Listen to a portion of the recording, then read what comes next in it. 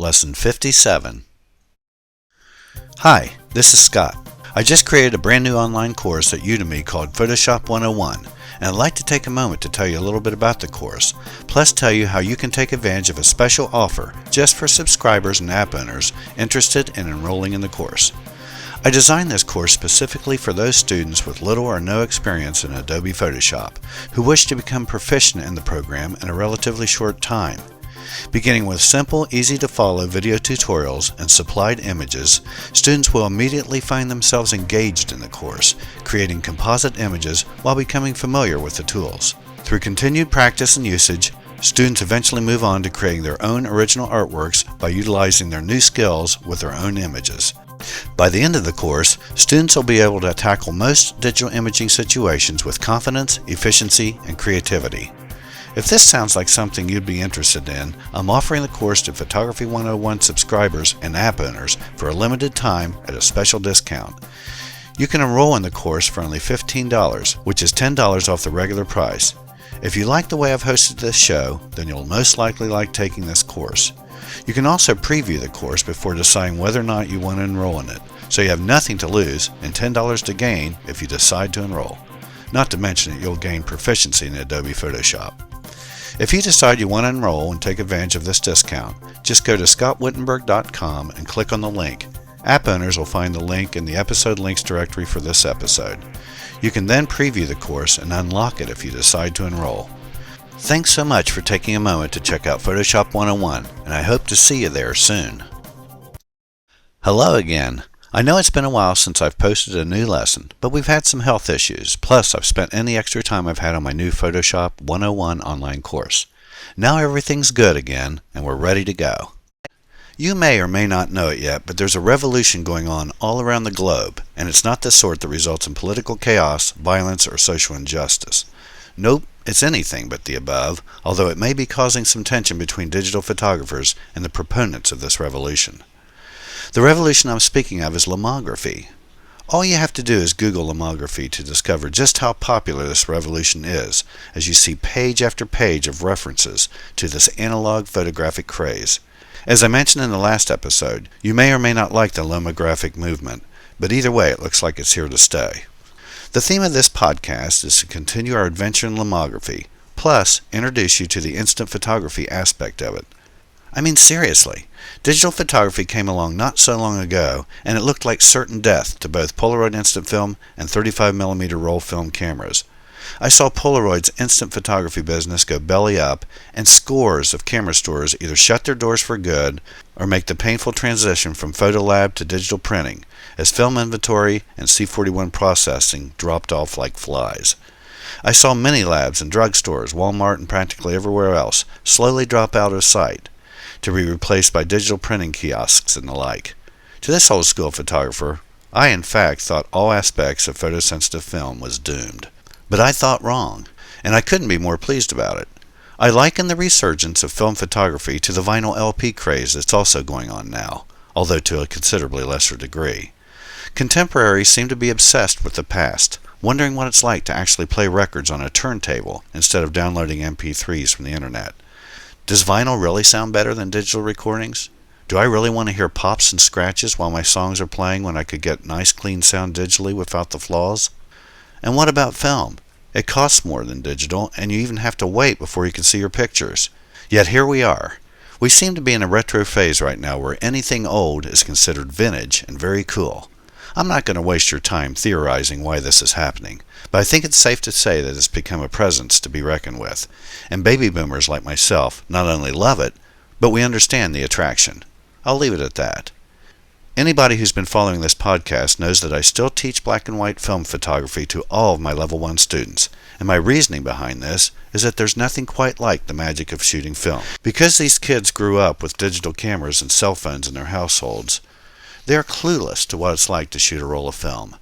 To have to take a shot and instead of viewing it immediately afterwards, have to wait to develop the film in chemicals in total darkness before they can see the results.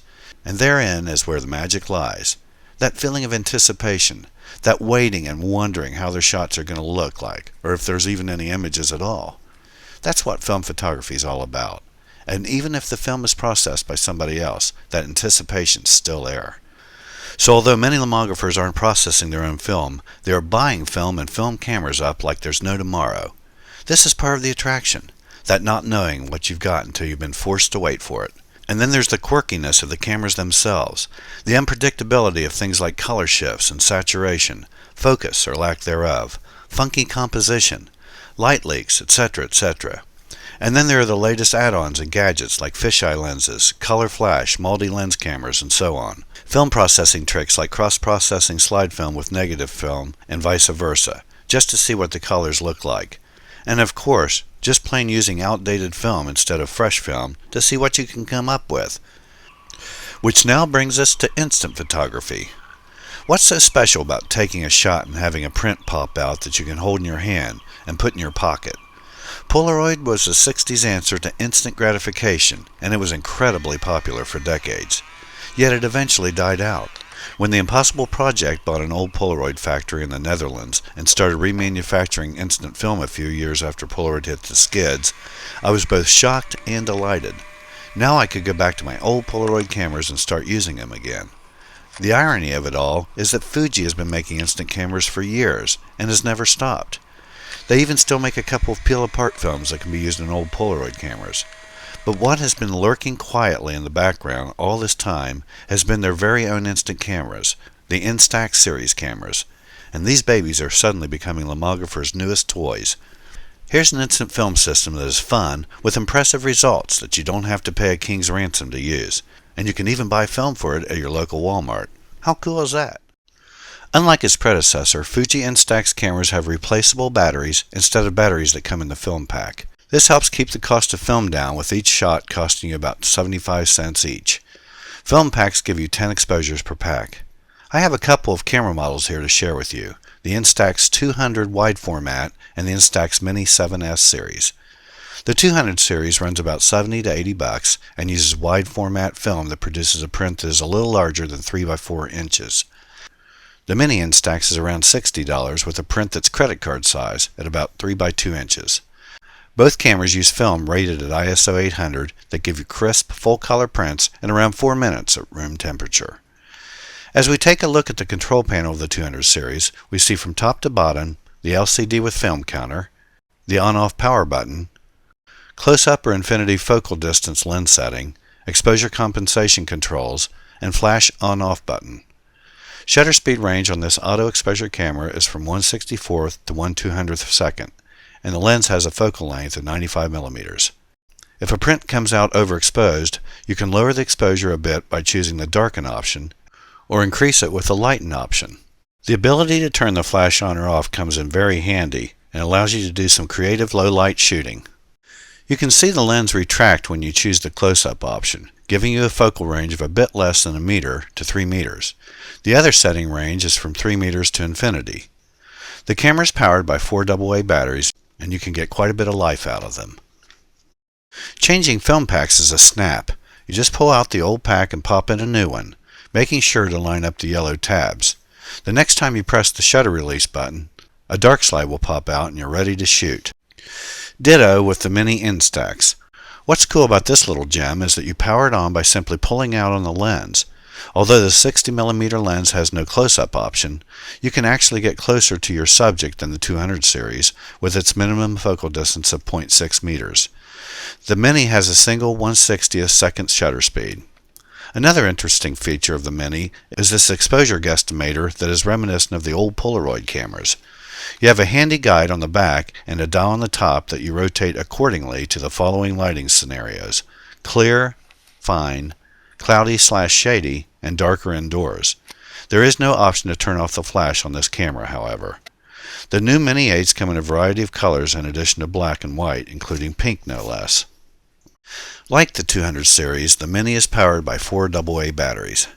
I've been a Polaroid shooter since the 60s, and as much as I love the fact that I can still get film from my arsenal of cameras, using the Fuji cameras and film is much more convenient and certainly a lot less expensive with regard to film price.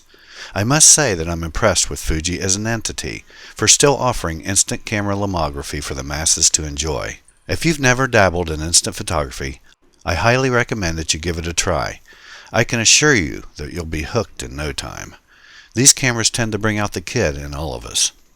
Well, that's about it for this lesson. Until next time, goodbye.